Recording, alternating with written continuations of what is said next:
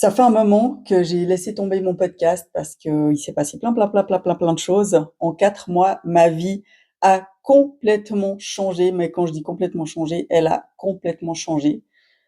Il y a 4 mois, j'ai emménagé seule, j'ai dû quitter mon foyer familial, j'ai dû quitter mon amoureux, j'ai quitté mes enfants, j'ai quitté ma maison, j'ai tout quitté, j'ai complètement changé de région, j'ai pas eu le choix, j'ai dû le faire.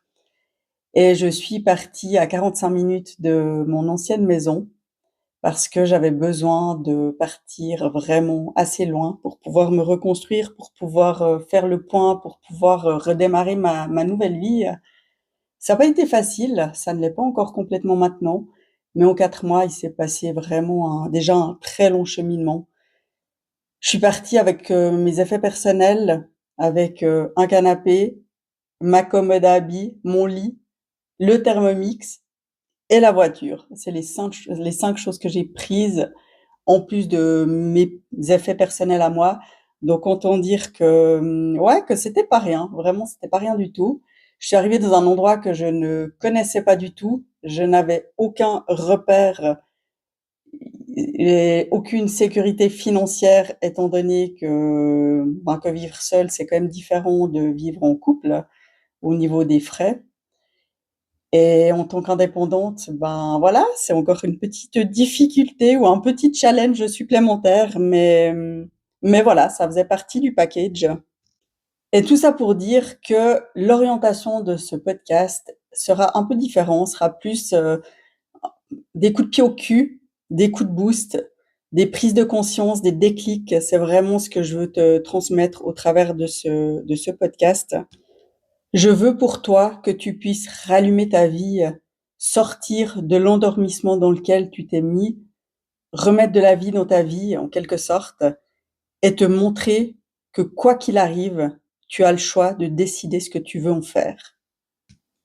Et oui, parfois, les grosses claques qu'on peut se prendre dans la vie, c'est aussi des petits coups de pouce ou des gros coups de pouce de la vie. Et c'est comme ça que je commence à voir ma situation après 4 mois. Je parle beaucoup de la connaissance de soi, des valeurs hautes, et ça m'a clairement montré une fois de plus l'importance de se connaître, l'importance de savoir ce qui nous fait du bien, quels sont nos besoins, et aussi bien sûr d'avoir un entourage qui est solide, qui est soutenant et qui est ultra précieux. Se connaître, c'est justement pouvoir manager sa vie en créant des opportunités, en créant des moments qui nous ressourcent, qui nous font du bien, et encore plus dans les moments compliqués. Et ça veut pas du tout dire qu'on ne va rien ressentir, qu'on ne va pas être triste, qu'on ne va pas vivre 1 million d'émotions les plus intenses les unes les autres, mais ça nous permet de sortir la tête de l'eau, sortir la tête hors de l'eau, je sais plus comment va l'expression, et de se créer des espaces justement où on peut se sentir le mieux possible dans le chaos. Et ça, franchement, ça m'a énormément aidé. Et c'est ce que je démontre, c'est ce que j'apprends, c'est ce que je fais voir à mes clientes aussi dans les coachings. Et pas seulement de le comprendre, mais de le ressentir et de le vivre. Parce que pour moi, c'est quand on le ressent, quand on le vit, qu'on peut vraiment comprendre ce que ça fait. Parce qu'on a beau le mentaliser, c'est pas du tout pareil que de le vivre vraiment dans ses cellules. T'as sûrement dû entendre dire déjà qu'on ne choisit pas ce qui nous arrive, mais on choisit la manière de comment on va faire avec ce qui nous arrive. Moi, je me demande franchement si, à quelque part, inconsciemment, on choisit pas quand même un peu ce qui nous arrive. Est-ce que inconsciemment, on ne provoque pas quand même ce qui nous arrive? Et là, je parle clairement pas des décès. Vraiment, ça, c'est pas du tout le sujet aujourd'hui, mais plutôt des événements de la vie dans le domaine personnel, des ruptures, des rencontres, de tout un tas de choses. Et qu'ensuite, la vie nous donne le coup de pouce qu'on a besoin au moment où elle décide que c'est le bon moment. Alors clairement pour nous, on voit pas franchement que c'est le bon moment, mais avec le recul, on comprend plein de choses. Et moi, c'est exactement ce qui s'est passé pour moi. J'ai compris plein de choses et je comprends encore plein de choses. Même si le chemin du deuil de mon couple, des 25 ans de couple que j'ai vécu, de ma vie de famille, de mon ancien environnement, de mon ancienne maison et tout ça, est pas encore terminé et ça va prendre encore des mois et des mois, j'arrive à voir le coup de pouce que la vie m'a donné.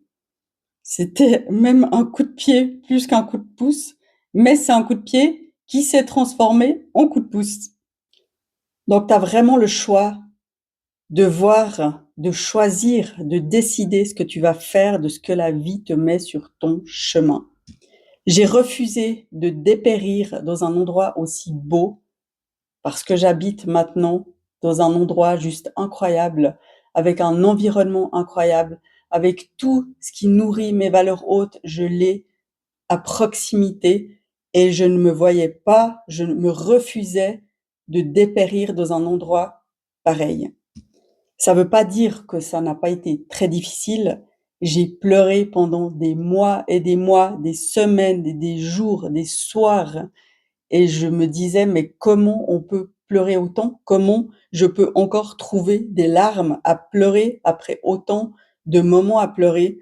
Et le corps est assez incroyable parce qu'il reproduit, il fabrique chaque fois des larmes et des larmes. Et en fait, c'est, je pense, à l'infini. En tout cas, moi, je l'ai vécu à l'infini. Mais petit à petit, il y a ces moments de tristesse, de douleur qui ont commencé à se transformer, à se modifier et il y a eu de plus en plus de moments de bien-être, de mieux-être, de joie et de moins en moins de moments de douleur, de tristesse. Et la colère aussi fait son chemin parce que j'ai eu énormément de colère, mais vraiment beaucoup, beaucoup de colère.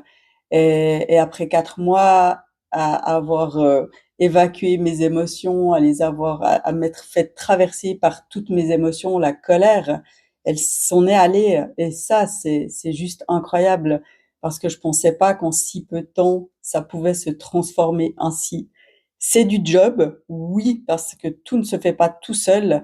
Même pour moi, c'est un immense travail au quotidien pour avancer comme j'avance. C'est peut-être un peu plus facile pour moi parce que j'ai les outils, parce que je connais mes ressources et tout ça, et que j'ai déjà des automatismes pour gérer certaines situations un peu compliquées.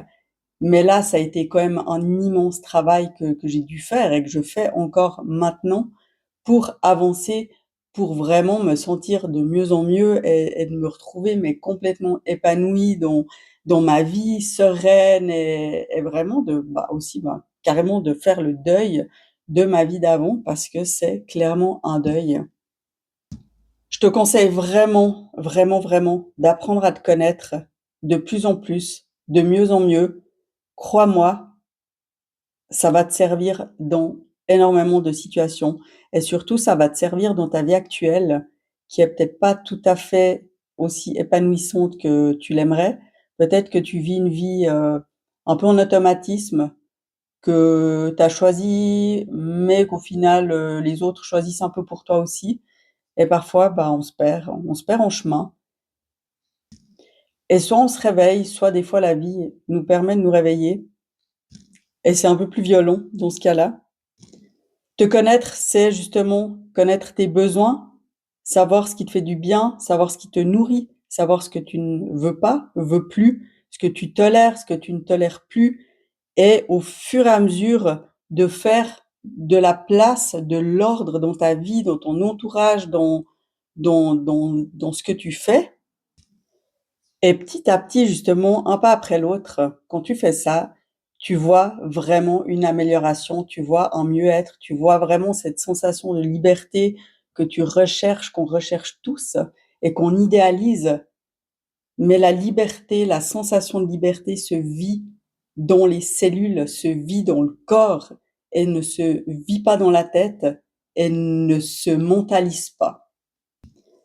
Si tu veux aller en direction de ta liberté, ressentir cette sensation de liberté, savoir comment ce que tu peux mettre en place, dans ta vie justement pour te retrouver toi, pour retrouver une vraie liberté, rejoins-moi en coaching parce que je vais te faire vivre des sensations que tu es peut-être pas prête à vivre, mais qui sont tellement, tellement magiques et qui sont belles. Et avec moi, c'est dans le mouvement que ça se passe, c'est dans le mouvement, dans l'action. Parce que pour moi, c'est comme ça qu'on peut comprendre les choses, qu'on peut les intégrer, qu'on peut les ressentir et qu'on peut se dire, mais oui, c'est ça que je veux. C'est ça que je veux ressentir et c'est ça que j'ai oublié que je pouvais ressentir.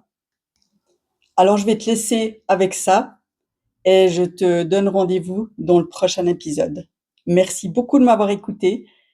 Si tu penses que ça peut servir à quelqu'un, si quelqu'un a besoin d'écouter ce que je viens de dire, si tu penses que ça peut lui servir, l'aider, lui créer un déclic, alors hésite pas à lui partager. Et moi, je te dis à bientôt.